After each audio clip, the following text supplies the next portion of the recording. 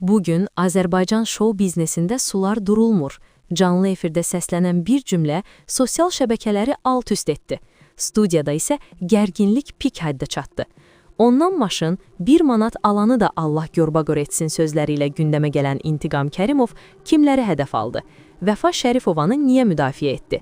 İndi sizə bütün detallarını açıqlayırıq. Milli.az xəbər verir ki, müğənni İntiqam Kərimov öz aramızda verilişində səsləndirdiyi sərt açıqlamalarla diqqət mərkəzinə düşüb.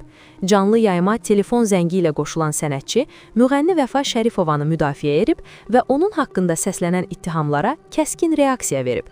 Studiyaya zəng edən tamaşaçılardan birinin İntiqam Kərimovu tənqid etməsi isə müğənnini xeyli əsəbləşdirib. O bildirib ki, sözləri təhrif olunub və Vəfa Şərifova haqqında dedikləri tamamilə yanlış başa düşülüb. Vəfadan maşın alanında, 1 manat pul alanında Allah görbaqor etsin. Mən sadəcə dedim ki, qızın səs diapazonu budur. Çünki uşaqlıqda onun müəllimi olmuşam. O gedib toyxanalarda oxuyur, pulunu qazanır. Mən onu özüm kimi oxumağa məcbur edə bilmərəm. Bilmədən danışırsınız. İntiqam Kərimov vurğulayıb ki, onun məqsədi Vəfa Şərifovanı tənqid etmək yox, əksinə, onun imkanlarını və səs potensialını izah etmək olub. Mən heç vaxt Vəfa bir nömrədə deməmişəm, sadəcə səs diapazonunu göstərmişəm. Hər müğənninin öz yolu var. Müğənninin bu açıqlamaları studiyada geniş müzakirələrə səbəb olub. Efir zamanı gərgin anlar yaşanıb.